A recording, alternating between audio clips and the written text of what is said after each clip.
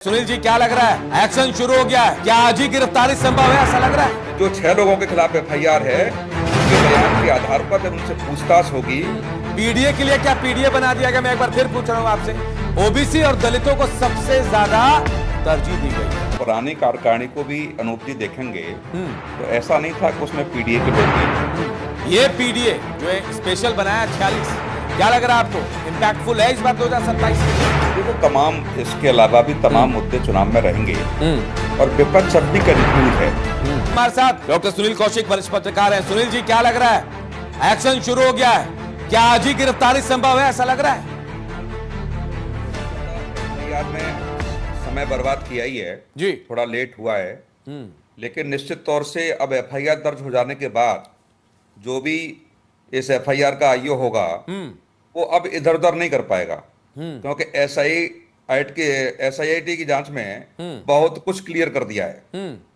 तो निश्चित तौर से जो आप कह रहे हैं, अरेस्टिंग तो होगी, बच तो नहीं सकते हैं। और जो मुख्यमंत्री योगी जी ने बड़ा स्पष्ट कह दिया था, 15 दिन का समय मांगा था कि 15 दिन रुकिए, 15 दिन बाद कड़ी से कड़ी कार्रवाई की जाएगी। और निश्चित तौर से जिन लोगों की आस्था को ठेस पहुंची है, जिन लोगों ने आस्था के को ध्यान में रखते हुए जो दान किया है, निश्चित तौर से उनके लिए एक बड़ा संदेश देने का काम होना चाहिए।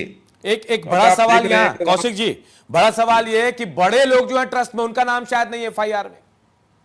नहीं, देखो, अब एफआईआर होगी तो जिन लोगों के खिलाफ एफआईआर हुई है वो भी उनके बयान आएंगे और वो बयान देंगे किनके आदेश पर, किनके कहने पर वो ये सब कुछ कर रहे थे, कहां पैसा पहुंचाया जा रहा था।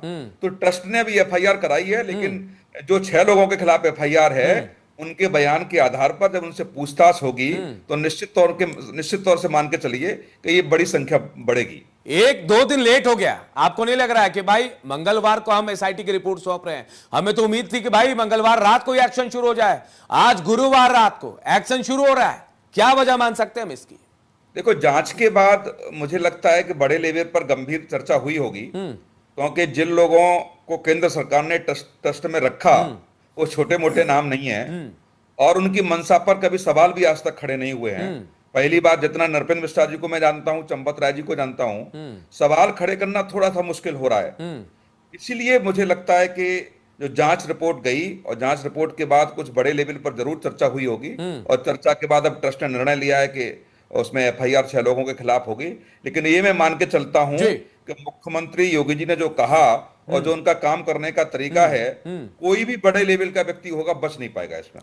तो ये मान ले कि एफआईआर और लोगों पर होगी, क्योंकि जैसे जांच आगे होगी, पूछताछ हो चुकी है, जाहिर है एसआईटी ने पूछताछ कर ली है, एक बार और पूछताछ एफआईआर के नाम जो आप बता रहे हैं कि 6 लोगों के नाम एफआईआर दर्ज हुई है, तो उन पूछताछ, ये तो एक प्रक्रिया है जांच की कि जब उनसे पूछा जाएगा, पूछ के जब तार से तार जोड़े जाएंगे तो निश्चित तौर से मुझे लगता है कि बड़े लोगों के नाम निकल के इसमें जरूर आएंगे। क्योंकि उनको, आपने उनमें चाहे सहभागिता न रही हो, लेकिन जो दायित्व तो आपने सौंपा था ट्रस्ट के वरिष्ठ लोगों को, उनके दायित्वों का निर्वहन आपने ठीक से नहीं किया।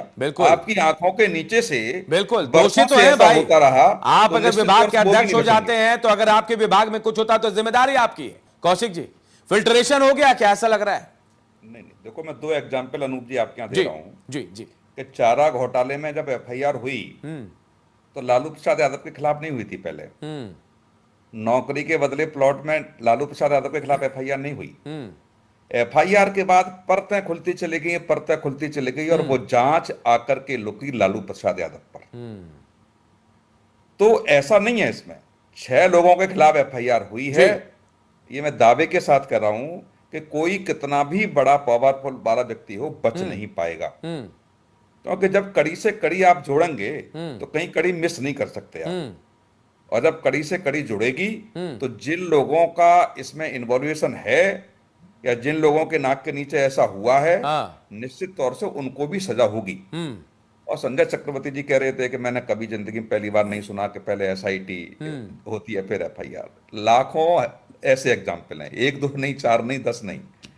एसआईटी जांच की है तो निश्चित तौर से कभी कभी मुझे भी लग रहा था कि जहां समाजवाद, जिस अखबार की रिपोर्ट आने के बाद ये सब परतें खुली हैं, वो वही अखबार था अनूप जी जो समाजवादी पार्टी ने उस अखबार का बहिष्कार किया था। ये वही अखबार था जो इसके दफ्तर समाजवादी पार्टी ने किसी जमाने में जलाए थे। ये वही अखबार था जिसमें कई पत्रकार, जब मुलायम सिंह ने कहा हल्ला बोल जी, उस समय कई पत्रकार घायल हुए थे और एक की मौत हो गई थी। मुझे लगा उस अखबार पर चलो समाजवादी पार्टी को भरोसा किया अखिलेश यादव जी ने और प्रेस कॉन्फ्रेंस की, ये तो अच्छी बात है कि कम से कम उस अखबार की रिपोर्ट पर भरोसा तो होने लगा। जी, और ये समाजवादी पार्टी को समझना पड़ेगा, उसी अखबार की रिपोर्ट के आधार पर आज एसआईटी गठित हुई और उसी आधार पर एफआईआर भी दर्ज हो गई। थोड़ा इंतजार करें, आप ये कहना चाह रहे हैं कौशिक जी कि थोड़ा इंतजार करें? बिल्कुल, सूत्र अभी बिल्कुल शुरू मैं हुए कह हैं, रहा हूं, नीचे कोई से हम नहीं बैठेगा। जाएंगे। जी, तमाम अनूप जी ऐसी हाँ। ऐसी घटनाएं देश में हैं जहां एफआईआर के बाद जिन लोगों के नाम नहीं होते, और ऐसे भी एग्जाम्पल हैं कि जिन लोगों ने एफआईआर कराई होती है और अंतोगत्वा लास्ट में कई मामले में उसी के खिलाफ भी एफआईआर होती है। बिल्कुल बिल्कुल। कौशिक जी, मैं आपके पास आ रहा हूं। पीडीए के लिए क्या पीडीए बना दिया गया? मैं एक बार फिर पूछ रहा हूं आपसे। ओबीसी और दलितों को सबसे ज्यादा तरजीह दी गई है, तो मेरा सवाल यह कि ब्राह्मण समाज, जिसका जिक्र अभी रत्नेश जी भी कर रहे थे, पूजा मिश्रा भी कर रही थी। पूजा पाल जिक्र मेरे में आ रहा है क्योंकि पूजा पाल को भी सपा से लेकर बीजेपी में शामिल कर लिया गया। देखिए, बार बार जिक्र आ रहा है। अब मैं आपसे पूछ रहा हूं कौशिक जी, ये पीडीए को काटेगा, लग रहा है ऐसा? देखो, पुरानी कार्यकारिणी को भी अनूप जी देखेंगे तो ऐसा नहीं था कि उसमें पीडीए के लोग नहीं थे।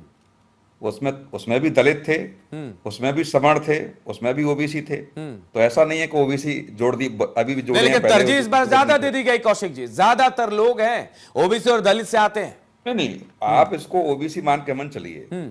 ओबीसी का काट है भारतीय जनता पार्टी के पास, हिंदुत्व है, और ज्यादा ओबीसी समाजवादी पार्टी करेगी। तो एक आयोग की रिपोर्ट ठंडे बस्ते में पड़ी हुई है, रोहिणी आयोग की रिपोर्ट।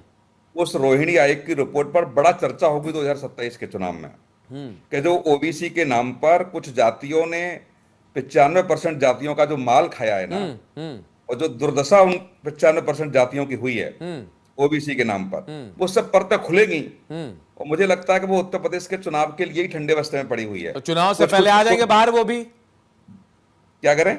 चुनाव से पहले बाहर आना है क्या उनको भी? बिल्कुल, वो ठंडे बस्ते में पड़ी है, उत्तर प्रदेश के चुनाव के लिए रखी है वो। कोई पीडीए ज्यादा बोलेगा, ओबीसी की ज्यादा बात करेगा, तो वो मेरे पास, मुझे लगता है पत्रकार होने के नाते कि भारतीय जनता पार्टी के पास वो ठंडे बस्ते में है, वो ओबीसी का जवाब होगा। चलिए, मैं दूसरा, वापस समाजवादी पार्टी के तमाम लोग, मैं डिबेट में सुनता हूं कि साहब शंकराचार्य जी के साथ ऐसा हुआ।